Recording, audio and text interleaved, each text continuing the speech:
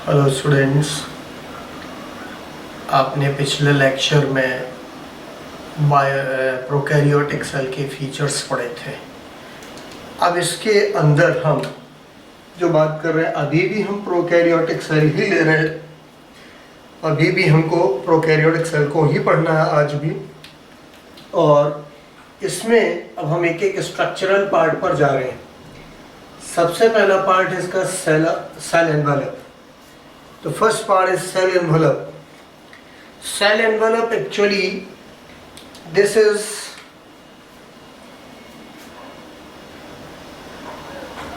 composed of three different structures.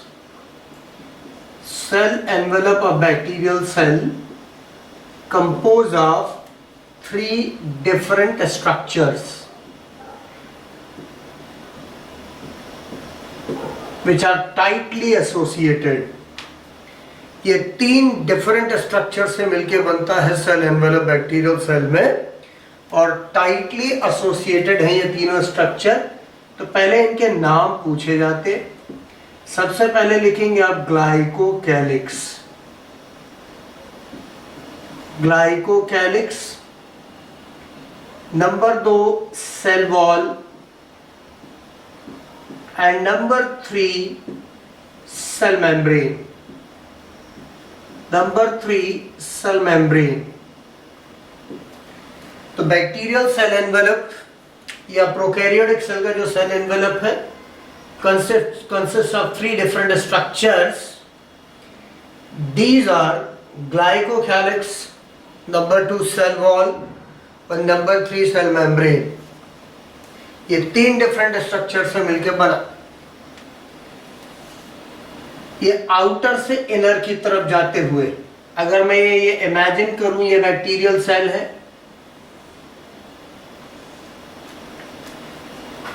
तो ये inner most मान लिया जाए तो ये सेल मेम्ब्रेन हो गया। ये हो गया सेल मेम्ब्रेन। फिर इसके ऊपर ले ली जाए cell wall. Next is cell wall. ये जो ले ली सेल वॉल है, अब दिस इज सेल वॉल।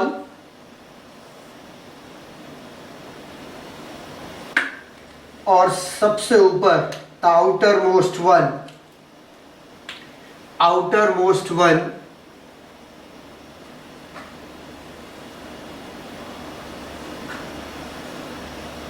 सबसे ऊपर सबसे बाहरी वाला, दिस इज ग्लाइकोकैलिक्स। ये ग्लाइकोकैलिक्स। तो रेड से जिसको डिस्प्ले किया वो ग्लाइकोकैलिक्स, ब्लू से जिसको मैंने डिस्प्ले किया दैट इज सेल वॉल, और इनर मोस्ट जो ब्लैक से डिस्प्लेड है दैट इज सेल मेम्ब्रेन। ये तीन पार्ट होते हैं सेल एनवेलप के। तीन पार्ट है सेल एनवेलप के, cell glycocalyx, cell wall and cell membrane. अब ऑर्डरली वन बाय वन अपन देखते हैं इनको। सबसे पहले आते हैं ग्लाइकोकैलिक्स। सबसे पहले क्या आएगा? Glycocalyx. Outer most is glycocalyx. तो ग्लाइकोकैलिक्स की शुरुआत करें।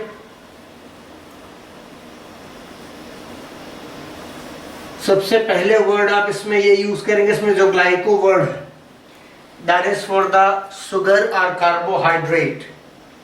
ग्लाइको वर्ड इसके साथ जो लगा है that is for the sugar or carbohydrate. तो actually glycocalyx is number 1 outermost layer of envelope. outermost layer of envelope. envelope का outermost layer है। एनवेलप का ये outer most layer. Second, made up of polysaccharide, और carbohydrate, made up of polysaccharide और carbohydrate. And glycocalyx is in two forms. Glycocalyx is in two forms. Number 1, if it is thick and tough layer, it is in the form of thick and tough, then it is called capsule. Then it is called capsule. अगर ये thick और tough layer के form में है तो capsule, और if it is mucilaginous slimy layer, mucilaginous and loosely associated sheath, then it is termed as slime layer. Then it is termed as slime layer.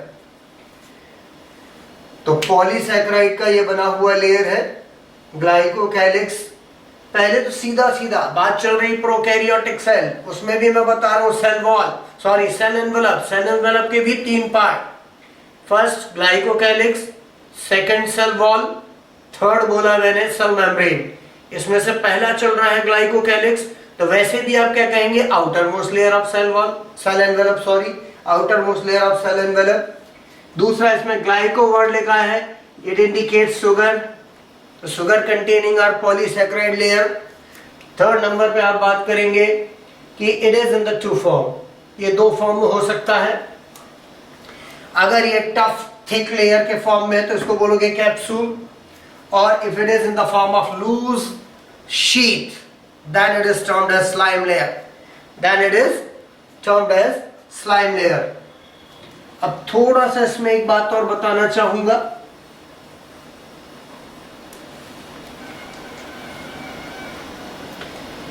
Capsule से related है ये बात। तो कैप्सूल ग्लाइकोकैलिक्स में हम उसको बोलेंगे जो थिक और टफ लेयर के फॉर्म में मिलता है, जैसे स्ट्रेप्टोकोकस निमोनी, ये बैक्टीरिया का नेम है, स्ट्रेप्टोकोकस निमोनी।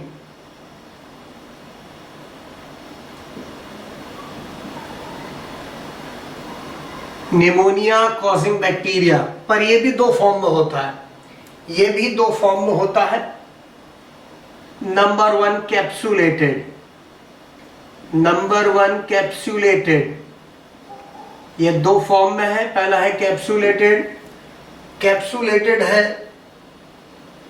क्यों? क्योंकि इसमें कैप्सूल और इसकी कॉलोनी स्मूथ होती है, इसलिए इसका स्ट्रेन कहलाएगा S strain. Smooth and shiny colony बनाता है। इसको अगर आप ग्रो कराते हैं कल्चर मीडियम पर, if it is grown on culture medium, it's colony is smooth and shiny, इसीलिए इसको एस स्ट्रेन कहा गया।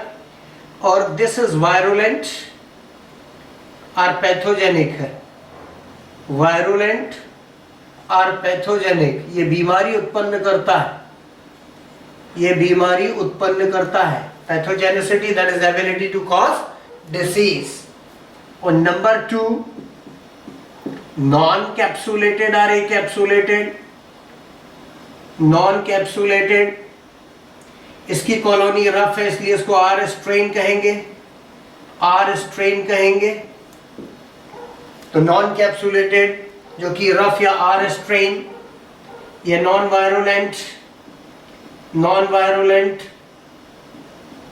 और नॉन पैथोजेनिक, नॉन पैथोजेनिक है ये, इसमें डिजीज कॉज करने की कैपेबिलिटी नहीं। और आप 12th में एक एक्सपेरिमेंट भी है कि अगर आप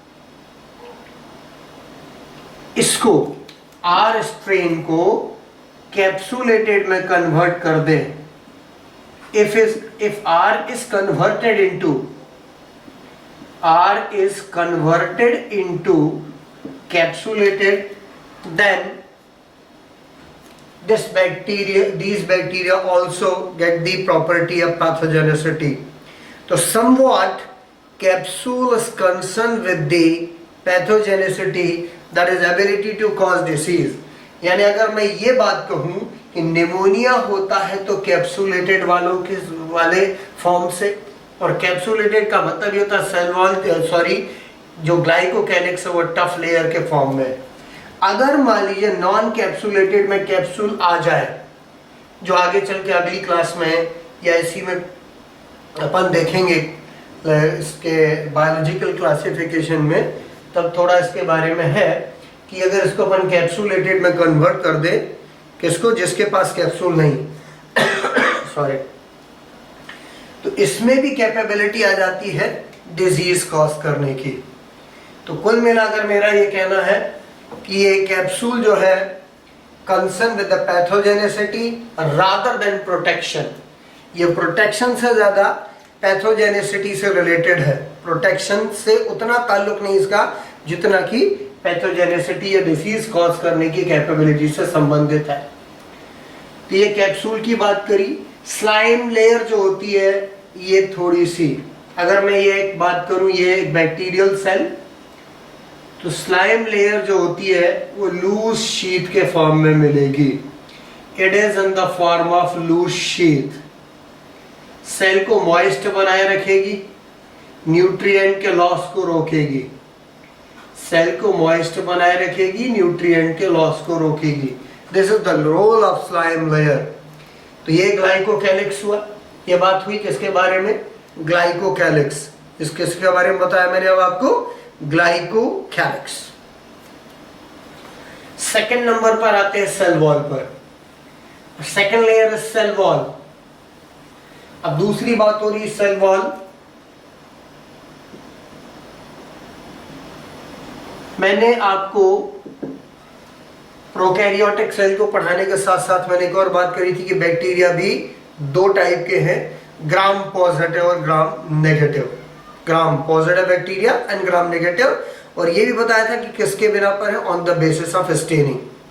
तो कुछ फीचर उसमें सबसे ज्यादा जो डिफरेंस आपको दोनों में दिखाई देंगे वो सेल वॉल रिलेटेड ज्यादा है।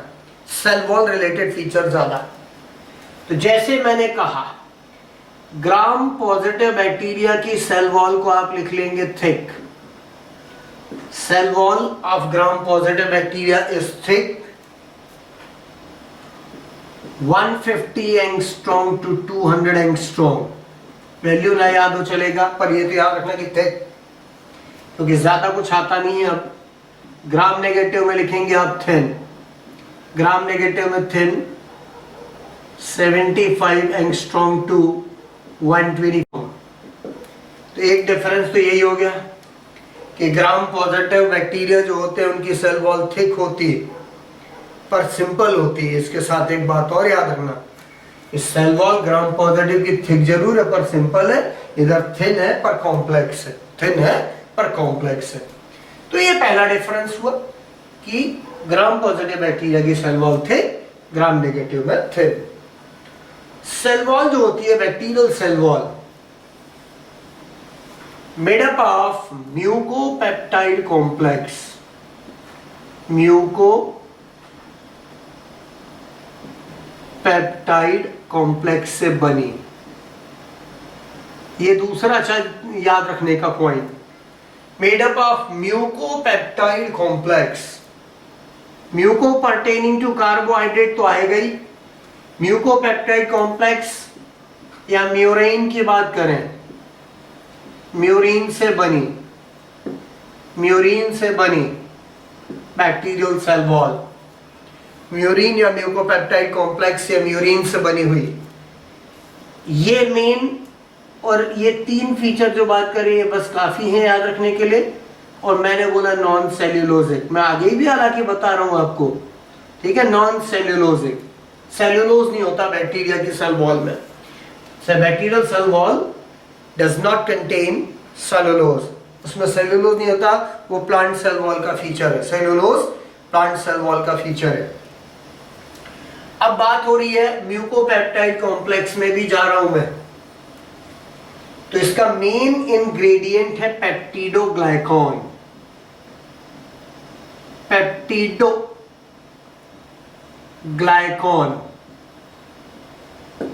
पेप्टिडोग्लाइकॉन इसका मेन इंग्रेडिएंट, जिसको म्यूरिन बोलते हैं। पर इसमें अंदर घुसने के पहले फिर बता दूं, gram positive bacteria is rich in peptidoglycan. Even 90% के आसपास तक इसमें मिल सकता है। पेप्टिडोग्लाइकॉन रिच सेल वॉल की बात करोगे तो ग्राम पॉजिटिव बैक्टीरिया आंसर दोगे। ग्राम नेगेटिव बैक्टीरिया में लिखेंगे काफी कम है, 5 to 15%। ग्राम नेगेटिव बैक्टीरिया में पेप्टिडोग्लाइकॉन कम है। तो मैं दो डिफरेंस बता चुका हूं, सेल वॉल थिक तो ग्राम पॉजिटिव, पेप्टिडोग्लाइकॉन ज्यादा तो gram positive, cell wall thin gram negative, 5 से 15% पेप्टिडोग्लाइकॉन ग्राम नेगेटिव। अब पेप्टिडोग्लाइकॉन की बात करूं, ये क्या है? अब पेप्टिडोग्लाइकॉन पे बात कर रहा हूं। पेप्टिडोग्लाइकॉन एक्चुअली 2 अमीनो सुगर्स हैं, 2 अमीनो सुगर्स उनका पॉलीमर है। 2 अमीनो सुगर्स इनका ये पॉलीमर है। 2 अमीनो सुगर्स, पॉलीमर का मतलब होता है बहुलक, यानी कुछ पर्टिकुलर मॉलिक्यूल्स हैं वो नंबर ऑफ टाइम्स इकट्ठे होकर बड़ा मॉलिक्यूल बनाए, प्रोसेस कहलाती है पॉलीमराइजेशन, और जो कंपोनेंट बना या कंपाउंड बना वो पॉलीमर हो जाएगा। पर यहाँ पर एक नहीं 2 डिफरेंट टाइप के अमीनो सुगर्स हैं। तो एक है NaN। देखो बेटे, बायो में कुछ टर्म स्टफ लगते हैं, याद करने पड़ेंगे अगर आप डॉक्टर बनना चाह रहे हैं, क्योंकि मेडिकल में तो इससे भी ज्यादा पढ़ाई है, इससे कई गुना ज्यादा पढ़ाई है, और उसमें धीरे धीरे आदत में सब आ जाता है। तो NaM का मतलब है N acetyl glucosamine, sorry NaM का मतलब है N acetyl muramic acid, muramic acid, ये NaM का फुल फॉर्म। और दूसरा है NaG, N acetyl glucosamine, glucosamine. तो ये नाम इसलिए जरूरी क्योंकि ये पेप्टिडोग्लाइकॉन बनाने के लिए जरूरी। These 2 amino sugars are required for the formation of पेप्टिडोग्लाइकॉन। अब इसमें भी बात करता हूं कि इनको कैसे लगाएं। तो NaM और NaG लिखा, देखा, ठीक। अब इनको लगाना है अपने को, इनको अल्टरनेटली लगाया जाता है। NaG, NaM, NaG, NaM and so on लगाते चले जाइए, पूरी चेन बन जाएगी। एक दूसरे से इनको इंटरकनेक्ट करिए। जब कनेक्ट करते हैं तो ये कहलाता है बॉन्ड, इसको कहते हैं बॉन्ड बनाना, क्योंकि ऑर्गेनिक केमिस्ट्री में बॉन्ड फॉर्मेशन से ही ये सब एक दूसरे से जुड़ते हैं। तो बॉन्ड का नाम तो बता दे रहा हूं आपको, इसका नाम है N glycosidic bond, sorry beta 1,4 glycosidic linkage, beta 1,4 glycosidic linkage. देखिए जितनी चीज नीट में मैं 3-4 लेवल पे आपको गाइडलाइन दूंगा। प्राइमरी लेवल सबसे ज्यादा क्वेश्चन देगा, सेकेंडरी से कुछ, फिर टर्शरी से बहुत कम, और फिर एक और लेवल ले लूंगा, वो लेवल जो है आपके KVTY या आप ओलंपियाड वगैरह के काम में आएगा। तो ये जो है आप हायर लेवल पे जा रहे हैं। प्राइमरी लेवल पे तो जो बात बतानी थी वह बता चुका हूं। तो मैंने कहा कि ये NaG NaM के बीच में ये बॉन्ड है, तो ये इनको ऐसी बॉन्ड से जोड़ना है। इससे एक बनेगा जो फाइबर, इसी को बोलते हैं पेप्टिडोग्लाइकॉन, ठीक है। अभी पेप्टिडो वर्ड ना समझे, इसको ग्लाइकॉन फाइबर हुआ ये, और ये फाइबर ऐसे बहुत सारे होते हैं इसमें, और ये इंटरकनेक्टेड होते हैं। These fibers are interconnected. These fibers are interconnected. जैसे मैंने कहा कि ये एक फाइबर है, ये दूसरा फाइबर है, ये NaG NaM NaG NaM NaG NaM NaG NaM, इनको अपने को इंटरकनेक्ट करना ही है। ये सब इंटरकनेक्टेड है, ये फाइबर्स इंटरकनेक्टेड है, और इस इंटरकनेक्शन में सबसे बड़ा रोल है NaM का। N एसिटल म्यूरामिक एसिड वाले पार्ट से जुड़ते हैं, और इसमें भी 4 अमीनो एसिड्स इसमें बहुत बड़ा रोल प्ले करेंगे। ऐसे 4 अमीनो एसिड से ये लिंकेज बनते हैं। तो क्रॉस लिंकिंग ऑफ फाइबर, जैसे मैं ये बता रहा हूं, एक फाइबर ये, तो ये ऐसा लिंक कर गया, ये अगर ऐसा है तो ये इस तरह से भी लिंक करेगा, ठीक है, ये इस तरह से भी लिंक करेगा, ऊपर वाले से, बाजू वाले से, इधर वाले से, इधर वाले से, तो पूरा एक नेट फॉर्म करेगा। क्या बनाएगा? नेट फॉर्म करेगा ये, ठीक है। तो पेप्टिडोग्लाइकॉन जो होता है, it is present actually in the form of mesh, या जाली के रूप में मिलेगा। पेप्टिडोग्लाइकॉन एक शीट, एक मैश के फॉर्म में मिलेगा या जाली के फॉर्म में मिलेगा, और ये फाइबर सब क्रॉस लिंक्ड है, और स्पेशली ये 4 पेप्टाइड्स हैं जिनके मैं नाम बता रहा हूं। ये 4 पेप्टाइड्स मैं ले रहा हूं जिनके नेम आपको बता रहा हूं। तो ये मैंने हटाया, अब पहले चारों पेप्टाइड की बात कर देता हूं।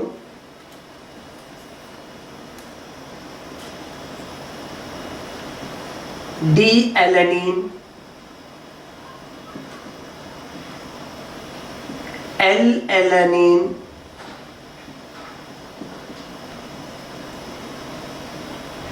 टी ग्लूटामेट, ये सब अमीनो एसिड्स के नेम है बेटे। और ये क्या, ये एल और डी जो होता है, ये आपको केमिस्ट्री वाले बताएंगे। ये एक्चुअली इनको स्पेस में अरेंज करके इनका रोटेशन देखा जाता है। स्पेस में अरेंज करके इनका रोटेशन देखते हैं, डेक्स्ट्रो है या लिवो है। तो D alanine, L alanine, D glutamate और एल लाइसिन,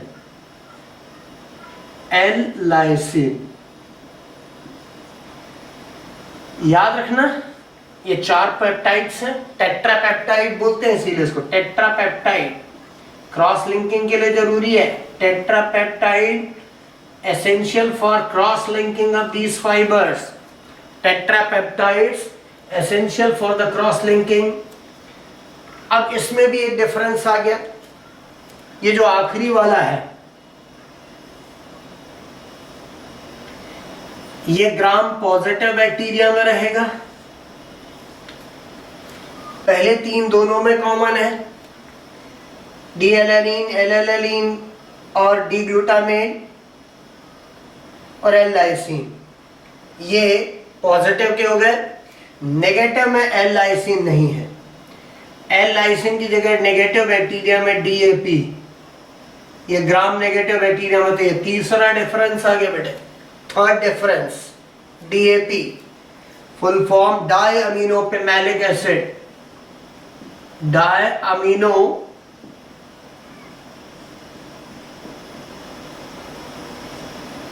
पिमेलिक एसिड। ये केवल ग्राम नेगेटिव में, तो एक डिफरेंस यहां पर भी आया। एक्चुअली ये बहुत थोड़ा सा ऊंचे लेवल पे, थोड़ा हायर लेवल पे लेके जा रहा हूं, फिर भी मैंने बोला आपको मैं तीनों लेवल पर कैटर करूंगा। मैं बताते जाऊंगा कि ऑर्डरली फर्स्ट डोज क्या, सेकंड क्या, थर्ड क्या, उस हिसाब से आप लीजिए। तो ये तो बात हुई टेट्रापेप्टाइड। टेट्रापेप्टाइड मैंने बोला ये पेप्टिडोग्लाइकॉन के फाइबर्स की लिंकिंग के लिए जरूरी है। टेट्रापेप्टाइड के कारण ये फाइबर इंटरलिंक्ड है।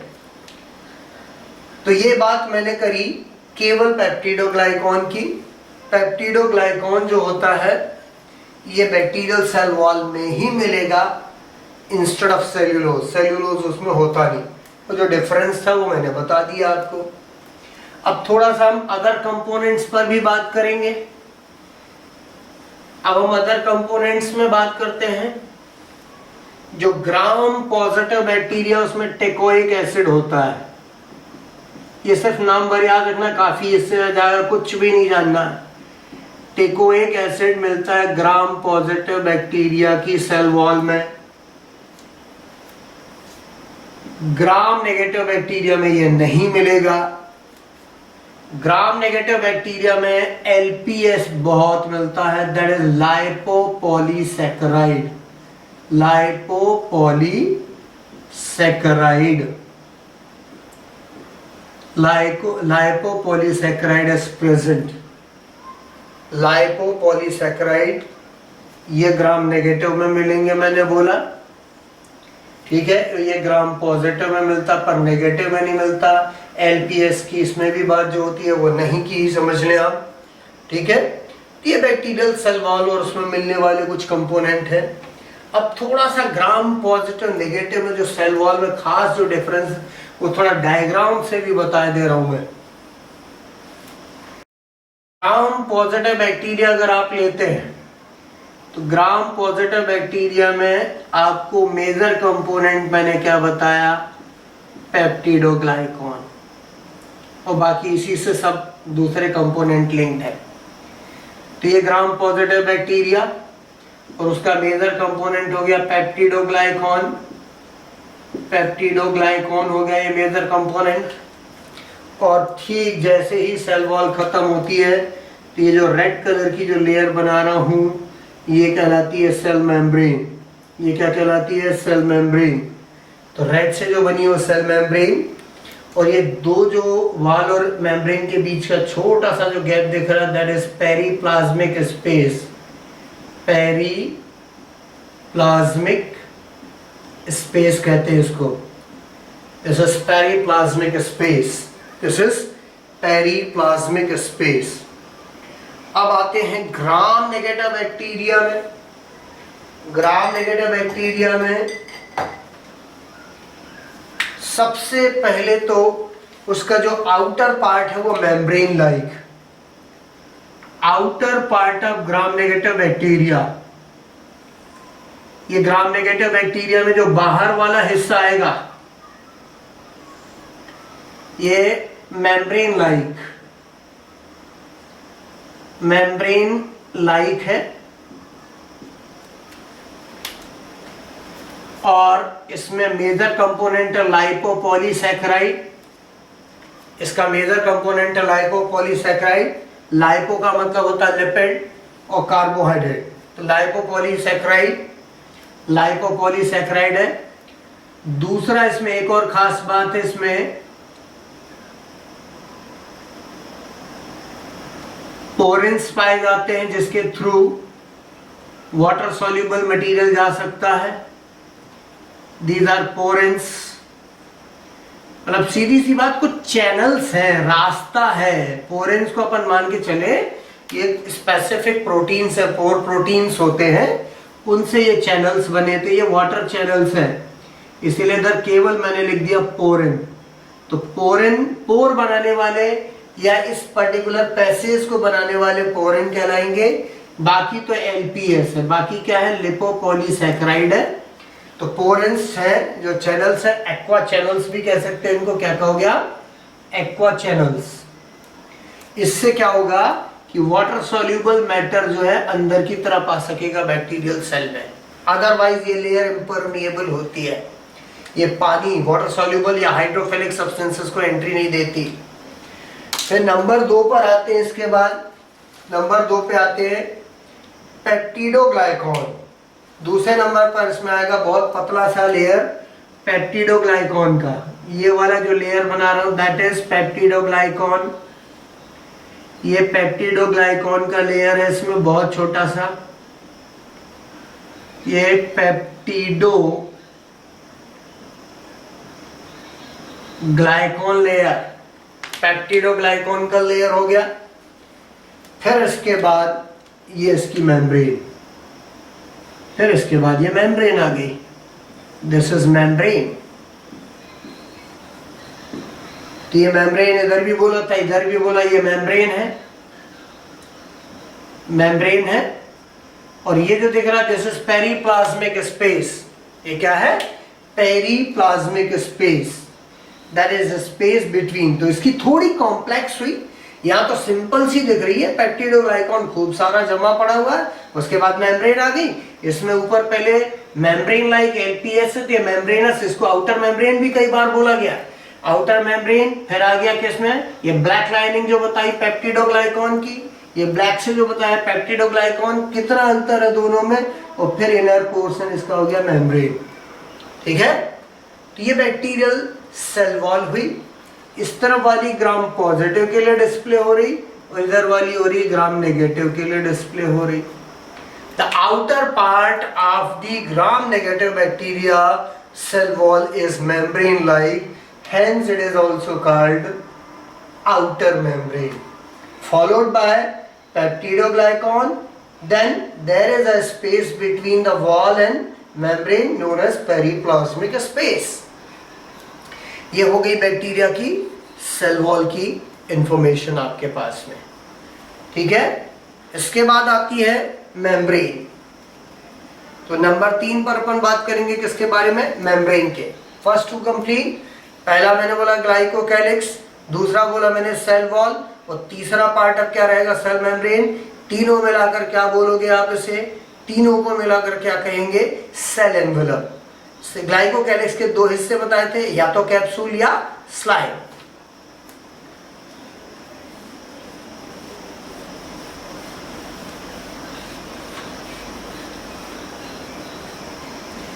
अब आते हैं सेल मेम्ब्रेन।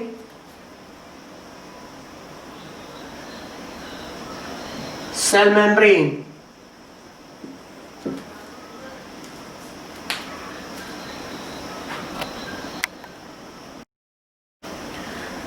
अब अपन देखें सेल मेम्ब्रेन। सेल एनवेलप के बाद सबसे inner most layer cell membrane. तो ये हो गया पहला सेल वॉल, सॉरी ग्लाइकोकैलिक्स हो गया। दूसरे नंबर पर, नंबर 2 पर अपन ले लेते हैं सेल वॉल, ये नंबर 2 हो गया। और रेडिश इनर लेयर जो बना रहा हूं मेम्ब्रेन, सेल मेम्ब्रेन।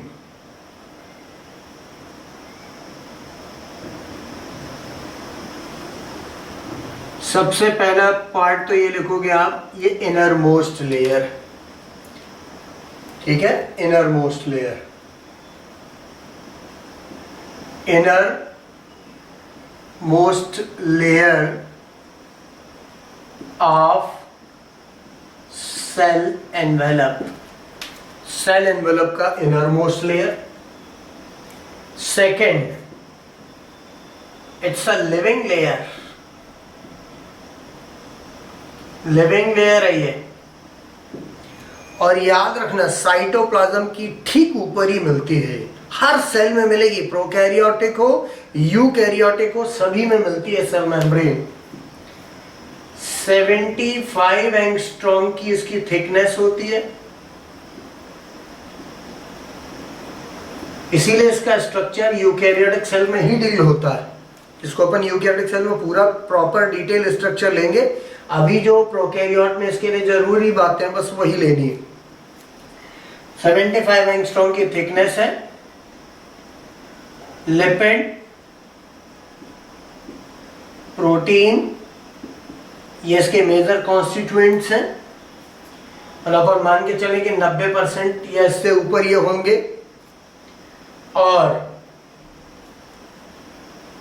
बहुत वेरी स्मॉलर अमाउंट कार्बोहाइड्रेट, बहुत थोड़े से अमाउंट में इसमें क्या मिलेगा, carbohydrate, that is less than 10% कर दिया मैंने। और इसे अपन प्लाज्मा मेम्ब्रेन भी कह सकते हैं, प्लाज्मा मेम्ब्रेन।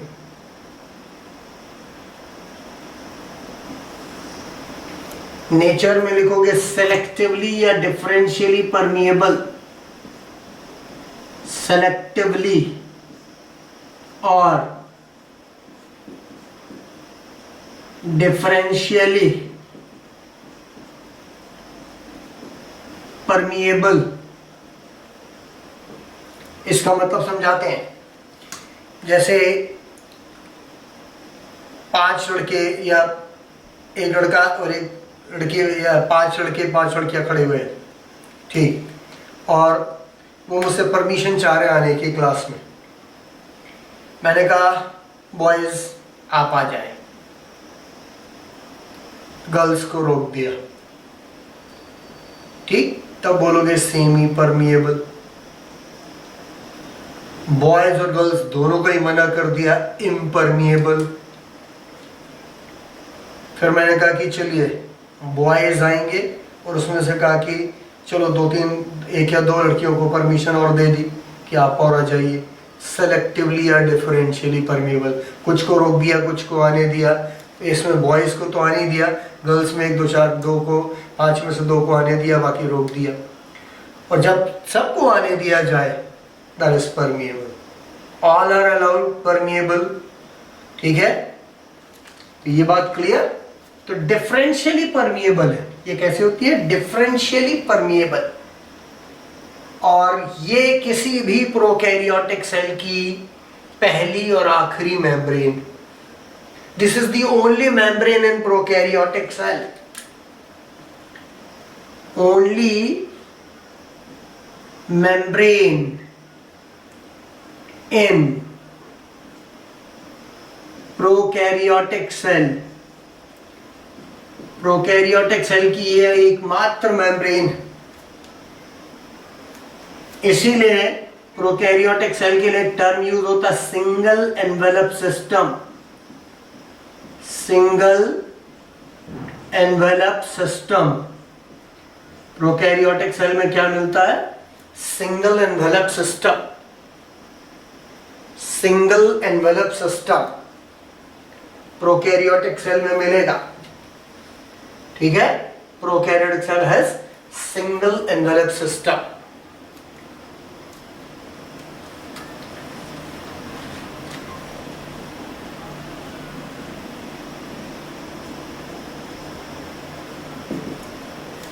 ये क्लियर, ठीक है। तो prokaryotic cell has single envelope system. अब बात हो रही है कि इसको और थोड़ा एक्सप्लेन करूं, जैसे आपको यूकैरियोटिक सेल का भी समझ में आए। अब यूकैरियोटिक सेल में देखा, ये यूकैरियोटिक सेल हो गई, ठीक है। और इसके अंदर आपने देखा न्यूक्लियस, इसके ऊपर मेम्ब्रेन, माइटोकॉन्ड्रिया के ऊपर भी मेम्ब्रेन है। तो सेल पर मेम्ब्रेन, सेल ऑर्गेनेल पर भी मेम्ब्रेन, सेल और सेल के अंदर मिलने वाले स्ट्रक्चर दोनों पर मेम्ब्रेन है, तब बोलते हैं double envelope system, double envelope system. Single envelope system और डबल एनवेलप सिस्टम क्लियर। तो प्रोकैरियोटिक सेल है single envelope system, eukaryotic cell double envelope system. और मैं बार बार कह रहा हूं प्रोकैरियोटिक सेल के लिए सब कुछ उसकी मेम्ब्रेन ही है। The most important structure concern with the prokaryotic cell is its cell membrane, उसकी सेल मेम्ब्रेन। अब ये जो सेल मेम्ब्रेन है, it has respiratory enzymes, respiration से संबंधित एंजाइम्स इसी में होते हैं। इट हैज रेस्पिरेटरी एंजाइम्स, तो सीधी सी बात है रेस्पिरेशन से संबंधित हो गई, या रेस्पिरेशन से संबंधित हो गई। It has electron transport system, जो आपको थोड़ा सा लेट समझ में आएगा फिजियोलॉजी के सेक्शन में। इलेक्ट्रॉन को ट्रांसपोर्ट करने वाला electron transport system, electron transport system ETS, ये भी मेम्ब्रेन में मिलता है, ये भी मेम्ब्रेन में मिलता है।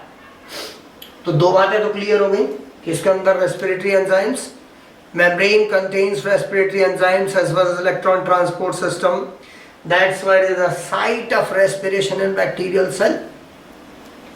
अब एक बात और ध्यान से देखना, अभी इसमें कुछ नहीं बनाया मैंने मेम्ब्रेन में। अब ध्यान दें, मैंने एक ऐसा स्ट्रक्चर बनाया जो फोल्डेड स्ट्रक्चर है मेम्ब्रेन में अंदर की तरफ, ठीक है। इसको बोलते हैं मेसोसोम, इसको मैंने शायद अभी रफ आइडिया पहले ही लेक्चर में दे चुका हूं। Mesosome, this is mesosome. तो mesosome is form by the membrane, mesosome is form by the membrane. अब आप खुद सोचें, अगर ऐसे कई फोल्ड्स आ जाएं तो मेम्ब्रेन का एरिया ज्यादा मिल जाएगा। तो मेसोसोम जो है सरफेस एरिया इंक्रीज करता है। मेसोसोम का जो काम है वो उसके साथ साथ भी लिखते चल रहा हूं मैं कि मेसोसोम का पहला काम तो हो गया टू इंक्रीज सरफेस एरिया, ठीक है। ये सरफेस एरिया बढ़ाता है, सरफेस एरिया। इससे respiratory enzymes, electron transport system के लिए और जगह, respiratory enzymes, electron transport system के लिए जगह बनी इसमें। तो सरफेस एरिया बढ़ाता है एक। तो दूसरा इसका बहुत बड़ा काम डीएनए का रेप्लिकेशन, डीएनए का प्रतिकरण, replication of DNA, that is formation of exact copy. Exact copy को कहते हैं रेप्लिका और उसके बनाने के प्रोसेस को कहते हैं रेप्लिकेशन। तो फॉर्मेशन ऑफ रेप्लिका ये दूसरा बड़ा रोल इसका। तो डीएनए रेप्लिकेशन और distribution of DNA, distribution of DNA in daughter cell, distribution of DNA जब रेप्लिकेट करेगा, जब कॉपी होंगी तो दो अलग अलग सेल में चली जाएंगी, उसको बोला डिस्ट्रीब्यूशन, दूसरा काम ले लिया।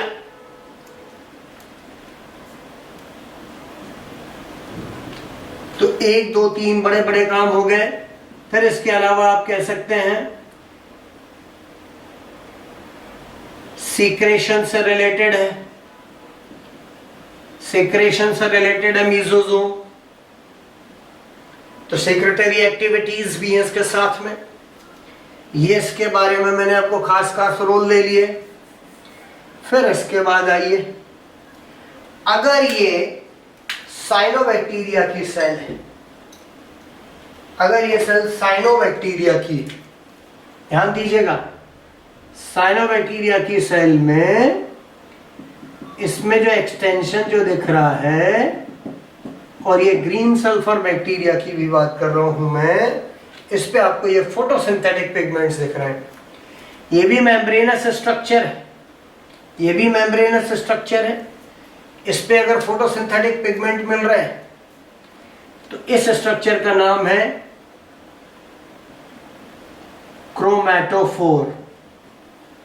इस स्ट्रक्चर को क्या नाम दोगे? Chromatophore. This is chromatophore.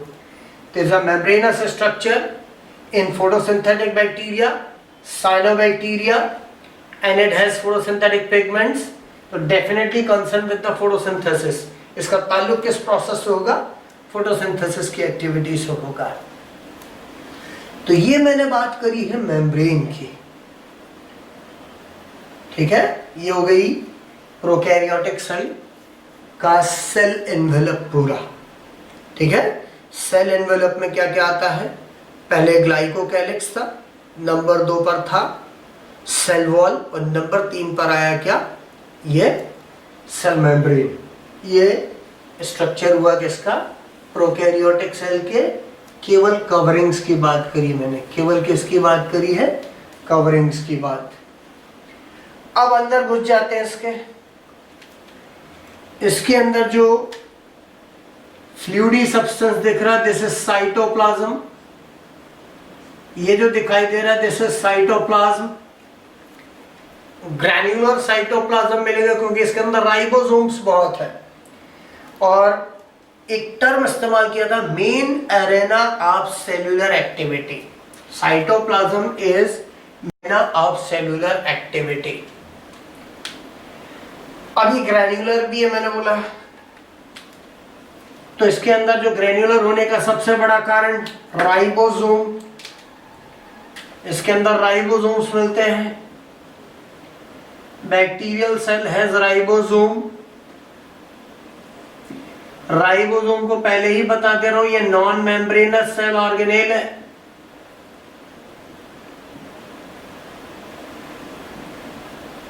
Non membranous cell organelle, without membrane वाले सेल ऑर्गेनेल है। एक क्वेश्चन तो यही मेडिकल में निकल के आता है, साइटो का क्वेश्चन ये कि नॉन मेम्ब्रेनस सेल ऑर्गेनेल, और ये ऐसा सेल ऑर्गेनेल जो सारी सेल में है, found in all cell, found in all cell. इसमें तो यूकैरियोटिक सेल के तो सेल ऑर्गेनेल के अंदर में भी मिलेगा। It is also found in the inside the cell organelle like mitochondria and chloroplast, but in eukaryotic cell. तो ये जो स्ट्रक्चर राइबोसोम की बात चल रही है, नॉन मेम्ब्रेनस सेल ऑर्गेनेल है, सभी सेल में मिलेंगे। बैक्टीरियल राइबोसोम जो होते हैं 70S टाइप के, जिसका मतलब बता दिया था 70S टाइप। साइज भी रफली 15 से 20 नैनोमीटर की है इनकी साइज। सब यूनिट्स के भी नाम याद रखेंगे। लार्जर सब यूनिट 50s, स्मॉलर सब यूनिट 30s। 2 उप इकाइयों से बनता है, पर ये वजन नहीं है, इसीलिए आप इसके टोटल से मत जाना। 70s राइबोसोम जब स्प्लिट करता तो एक बड़ी यूनिट देता है, एक छोटी देता है, पर उनका सेडिमेंटेशन दोनों का अलग अलग आता है, एक का 50 और एक का 30 आता है। बैक्टीरियल राइबोसोम जो होते हैं, इनमें एक और खास बात है, वो इधर बहुत ध्यान से देखेंगे, काम का है ये। आप आरएनए और डीएनए करके सुनते हो, ऐसी एक आरएनए जिसका नाम है मैसेंजर आरएनए। ये रेड कलर में जो बना दिया ये मैसेंजर आरएनए, एमआरएनए। इसके ऊपर क्या करें, 4 से 6 राइबोसोम लगा दे। 4 to 6 राइबोसोम्स आर एसोसिएटेड। 4 से लेके 6 राइबोसोम्स को लगा दिया जाए इस पर। 4 to 6 राइबोसोम्स आर एसोसिएटेड। इस पूरे कॉम्प्लेक्स स्ट्रक्चर को कहते हैं पॉलीराइबोसोम। इस कॉम्प्लेक्स स्ट्रक्चर का नेम है पॉलीराइबोसोम। इसको पॉलीजोम भी कहते हैं। This is also called polysome. Polyribosome और पॉलीजोम। एक नेम और बता रहा हूं, अर्गोसोम। आपकी बुक में सिर्फ पॉलीराइबोसोम अकेला लिखा है, एनसीईआरटी में देखेंगे पॉलीराइबोसोम लिखा होगा या polysome. Ribosome plays an important role, that is synthesis of protein। तो राइबोसोम को कहा जाता है protein factory of cell. Ribosome is known as protein factory of cell. Ribosome को किसी भी सेल का प्रोटीन फैक्ट्री बोलते हैं। प्रोटीन्स बनते हैं इस पर, बहुत सारे प्रोटीन ऐसे हैं जो एंजाइम्स भी होते हैं, ठीक है। तो इसीलिए किसी भी सेल की प्रोटीन फैक्ट्री, किसी भी सेल की प्रोटीन फैक्ट्री। अब इसमें थोड़ा सा टफर पार्ट टाइप का आपको नजर आ रहा होगा, इतना टफ नहीं है, वो बता दे रहा हूं। एक्चुअली सेल का मास्टर जो होता है वो डीएनए, ये मास्टर ऑफ सेल है। सारी सेल्यूलर एक्टिविटीज के हाथ में। और ये क्या करता है, जब कोई प्रोटीन बनाना हो तो उस पर्टिकुलर प्रोटीन के मैसेज को ये आरएनए को देगा, आरएनए बनाएगा। मतलब डीएनए से जब आरएनए बनता तो उसका एक पर्टिकुलर मैसेज बस आरएनए में ट्रांसफर होता है, ठीक है। तो ये मैसेज लेके चल रहा है, इसलिए इसका नाम पड़ गया एमआरएनए। फिर बता रहा हूं डीएनए सोल कंट्रोल। अब सेल को मान लीजिए एक्स प्रोटीन बनाना है, इतना बड़ा डीएनए मान लीजिए, इतने हिस्से में एक्स प्रोटीन की इंफॉर्मेशन है, तो ये हिस्सा एक छोटा सा आरएनए दे देगा, वो मान लीजिए ये है, ठीक है। तो ये आरएनए चूंकि इंफॉर्मेशन कैरी करके जा रहा है, इसमें इंफॉर्मेशन का जो ट्रांसफर है इसको कहते हैं ट्रांसक्रिप्शन। ये जो इसमें इंफॉर्मेशन डीएनए से आई, ट्रांसक्रिप्शन। फिर ये एमआरएनए पर आके राइबोसोम लगेंगे, और ये राइबोसोम जब आगे बढ़ते हैं तो इसको रीड करते हुए चलते हैं। एमआरएनए के थ्रेड पर राइबोसोम बाइंड अप होंगे, और वो याद रखना एक बड़ी यूनिट और एक छोटी मिलके 70s का स्ट्रक्चर अब बनेगा। और ये इस पे जब मूव करेगा तो इस पर अमीनो एसिड की चेन बनेगी। ये अमीनो एसिड्स हैं, इनकी चेन बनेगी। यही है प्रोटीन का मॉलिक्यूल, यही है प्रोटीन का मॉलिक्यूल। तो ये जो राइबोसोम ने एमआरएनए के इंफॉर्मेशंस को रीड किया, तब जाके प्रोटीन दिया। Ribosomes, they are responsible for the reading of messenger RNA, then only protein is synthesized। तो ये जो रीडिंग की एक्टिविटी जिससे प्रोटीन बना, इसको कहते हैं ट्रांसलेशन। तो राइबोसोम का मेजर रोल है ट्रांसलेशन, जब ही जाकर प्रोटीन बनेगा। मेजर रोल ट्रांसलेशन, तब जाकर बना प्रोटीन। तो ये मैंने आपको बेसिक्स बताए राइबोसोम के, कि राइबोसोम क्या है। बाकी यूकेरियोटिक सेल के साथ पूरा स्ट्रक्चरल डिटेल भी देना है इनका अपने को। तो ये राइबोसोम्स, और ये यही एक ऐसा स्ट्रक्चर जो दोनों सेल में कॉमन है। वैसे तो मेम्ब्रेन भी एक ऐसा स्ट्रक्चर जो कॉमन, तो membrane is common prokaryotic and eukaryotic cell.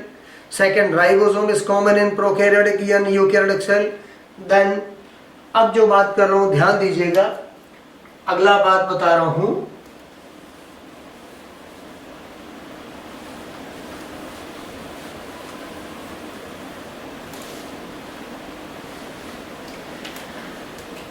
Cell inclusions करके लिखा होगा, इंक्लूजन्स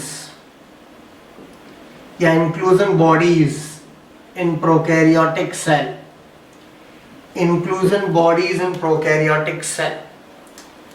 प्रोकैरियोटिक सेल में कुछ ऐसे स्ट्रक्चर होते हैं जिनसे वो प्रोटीन वगैरह से कवर रहते हैं, जैसे उसमें से एक है पॉलीमेटाफॉस्फेट ग्रेन्यूल, पॉलीमेटाफॉस्फेट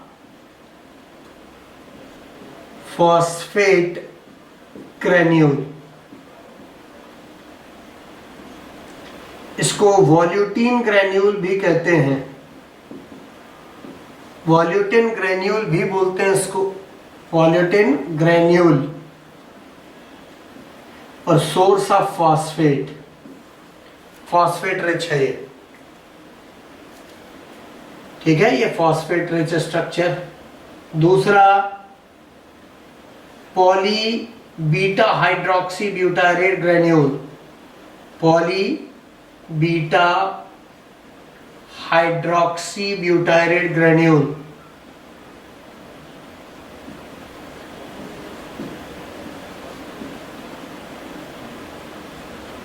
इसमें organic matter particularly lipids type के मटेरियल होते हैं। ऑर्गेनिक मैटर स्टोर करता है fatty and lipid like substances. Third है polyglucan granule, polyglucan granule glycogen store करता है।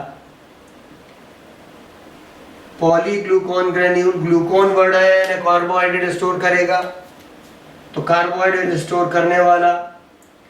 फिर साइनोफाइसियन ग्रेन्यूल करके लिखा है आपके बुक में, साइनोफाइसियन ग्रेन्यूल। ये मिलेगा आपको साइनोबैक्टीरिया में, फाउंड इन साइनोबैक्टीरिया। साइनोबैक्टीरिया में मिलेगा, प्रोटीन स्टोर करता है, प्रोटीन स्टोर करता है। तो ये हो गया inclusion bodies, these are the inclusion bodies in bacterial cell. तो ये स्ट्रक्चरल पार्ट है। अब केवल कुछ अपेंडेजेस और बता रहा हूं, cellular appendages in bacterial cell, ठीक है। बैक्टीरिया की सेल में मिलने वाले कुछ अपेंडेजेस हैं, या सरफेस अपेंडेजेस भी कहें तो गलत नहीं, क्योंकि वो इस एनवेलप से रिलेटेड है, तो उनके लिए मैं अलग से एक टाइटल दे के बात कर रहा हूं।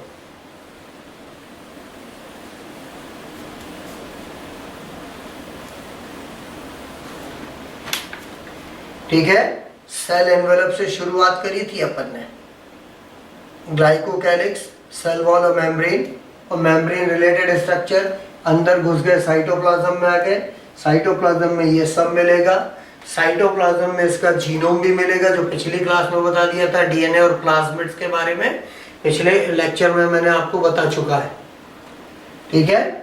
अब बात करते हैं अपन आगे, फाइनल करें इसको, कंक्लूड करें कि बैक्टीरियल सेल में मिलने वाले appendages, cellular appendages,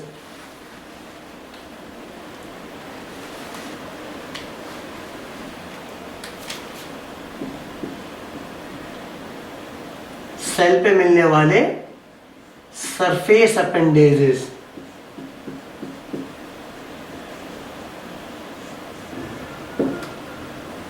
surface appendages in bacterial cell. Number 1, flagella.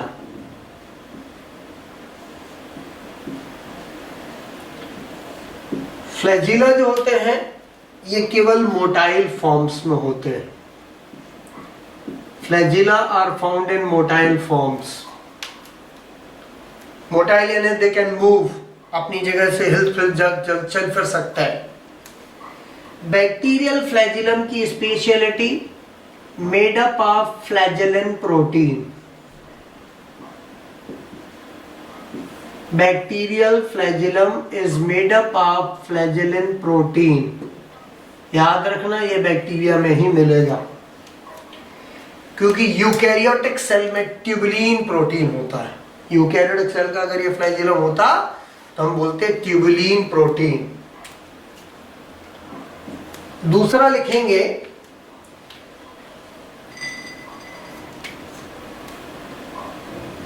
9+2 arrangement not found. Bacteria में नहीं मिलता ये, इसको टीएस लेने के बाद देखने को मिलता है एक्चुअली। तो ये अपने को यूकैरियोटिक सेल में पढ़ना है, ये अच्छा टाइम देना पड़ता है तब ये जाके समझ में आता है। अभी तो आपको याद ही रखना पड़ेगा कि 9+2 अरेंजमेंट इसमें नहीं होता, नहीं पाया जाता, जो प्रोकैरियोटिक सेल में होगा। अब बात करते हैं फ्लैजिलम के पार्ट की बात करें। फ्लैजिलम, बैक्टीरियल फ्लैजिलम में 3 हिस्से होते हैं। पहले उसके बेस को देखें। बेस में एक रॉड है, रॉड पर आपको ऐसे रिंग्स लगे दिख रहे हैं, ठीक है। इस स्ट्रक्चर को कहते हैं बेसल बॉडी। बेसल बॉडी, इस पे ये रिंग्स हैं, बेसल बॉडी पे रिंग दिख रहे हैं, L ring, P ring, S ring और एम रिंग। इनके नाम भर याद रखें आप, काफी है, ठीक है। L P S M ring. फिर इस पर एक आपको प्रोटीन से बना हुआ hook, this is proteinous hook. ये जो दिख रहा है दिस इज प्रोटीनस हुक।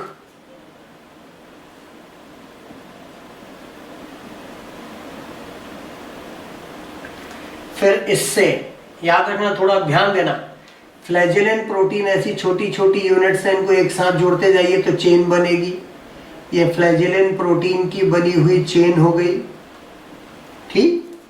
और ये चेन इस स्टाइल में मिलेगी आपको, ठीक है। इस तरह से ये चेन मिलेगी, क्वाइल्ड होते हुए आगे बढ़ेगी। तो ये जो है मेन स्ट्रक्चर हो गया फ्लैजिलम का, ठीक है। ये इसका फ्लैजिला हुआ। बेटर है इसको फिलामेंट वर्ड यूज किया गया, तो ये फिलामेंट। 3 पार्ट हुए इसके, है ना, 3 पार्ट है इसके। बेसल बॉडी जिसमें एक रॉड दिख रही प्रोटीन की, उसके ऊपर रिंग्स हैं, रिंग्स की name L ring, P ring, S ring, M ring, ठीक है। ये चारों जो रिंग्स हैं ये ग्राम नेगेटिव में, ठीक है। चारों रिंग्स होते हैं ग्राम नेगेटिव में। और अगर मैं बात करता हूं पॉजिटिव की, तो केवल इनर रिंग मिलेंगे। तो चारों रिंग ग्राम नेगेटिव में, 2 रिंग्स मिलते हैं, 2 रिंग्स इन ग्राम पॉजिटिव। ये नहीं आता इतना डिटेल में, बार बार कह रहा हूं, टप पड़ जाएगा। पहले मेन बात याद रखो आप। तो ये फ्लैजिला का स्ट्रक्चर हुआ बैक्टीरिया के फ्लैजिला का ये स्ट्रक्चर है। ये वाला पोर्शन पहले बता दिया, इसको बोलते हो। ये वाला जो स्ट्रक्चर है इसको बोलते हैं, सॉरी, इसको कहते हैं basal body, sorry basal body.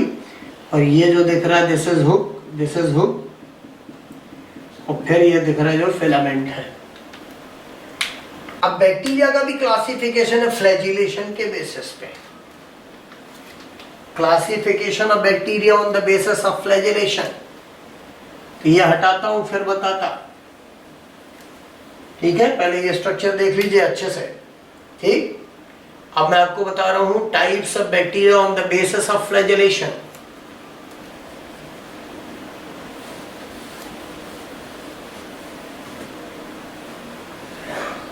Flagellation का क्राइटेरिया ले रहा हूं।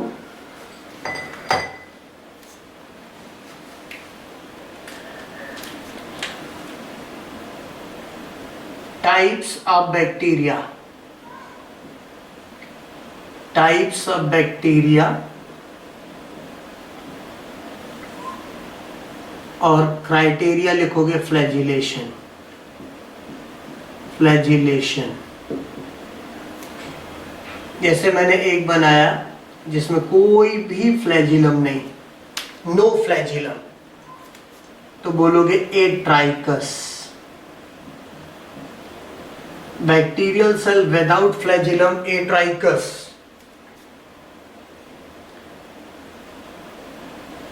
अब एक फ्लैजिलम भर डिस्प्ले करिए, एक फ्लैजिलम डिस्प्ले करें, इसको बोलेंगे monotrichous. Monotrichous.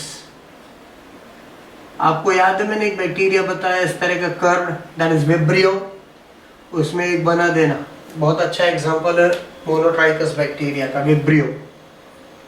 Third,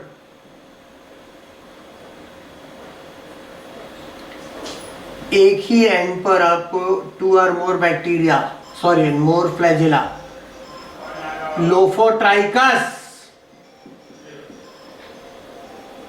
lophotrichous, 2 or more bacteria at one end, sorry 2 or more flagella at one end, 2 या इससे ऊपर, दोनों एंड पर है तो लिखोगे एम्फीट्राइकस। दोनों एंड पर है तो लिखेंगे amphitrichous. Amphitrichous that is on both end. और आखिरी जो बता रहा हूं,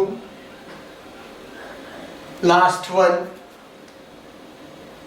all around entire periphery is occupied by flagella.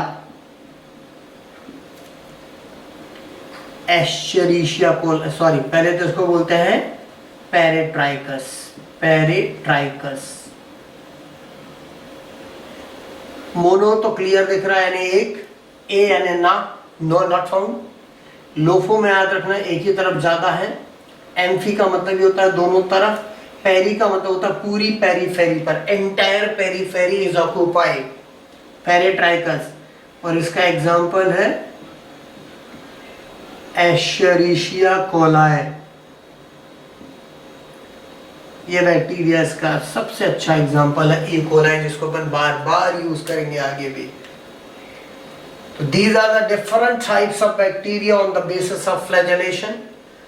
अब लास्ट कुछ सालों से मेरे को देखने को नहीं मिला।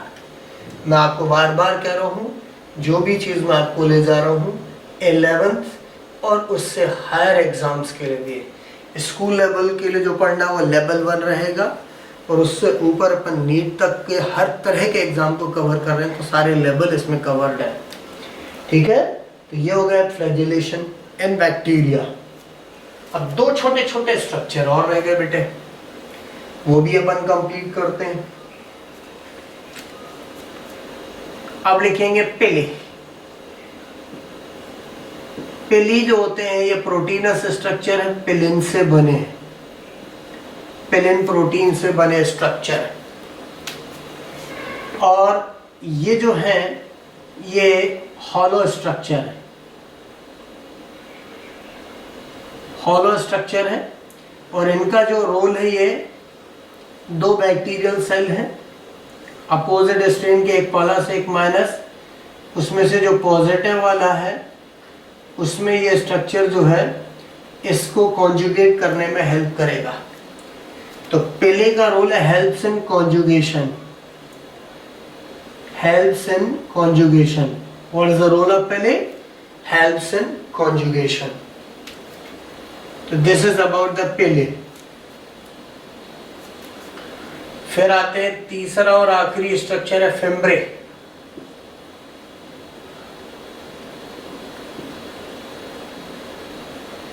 फिम्ब्रे करके लिखेंगे। फिम्ब्री फाइन प्रोटीनस स्ट्रक्चर्स हैं, बिल्कुल फाइन प्रोटीन से बने हुए स्ट्रक्चर्स हैं। और इनका काम क्या रहेगा? अटैचमेंट, किसी सरफेस से अटैच करने में हेल्प करेंगे, रॉकी एरिया वगैरह पर, या पानी के अंदर कोई बेस मिल रहा है उससे अटैच करने में मदद करेंगे। और एनवायरमेंटल adjustment से related. They are able to sense environment.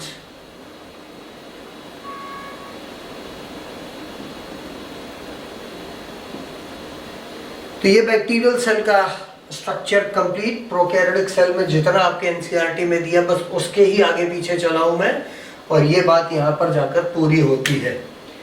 तो अपन ने पूरी प्रोकैरियोटिक सेल का फुल स्ट्रक्चर कवर किया, और नेक्स्ट लेक्चर से अपन स्टार्ट ले लेंगे यूकैरियोटिक सेल.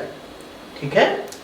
और मेरा बार बार आपसे एक बात कहना है, आप अपने डाउट्स मुझे व्हाट्सएप भी कर सकते हैं, मैं डेफिनेटली जवाब दूंगा. My number is 7999238980. इस पर आप अगर हमें व्हाट्सएप करते हैं तो doubts will be solved. Doubts आपके मैं पूरे सॉल्व कर दूंगा. और for 11th students, those who are in my 11th batch, I will give them the first test after these 3 lectures. So kindly prepare for that test. Okay.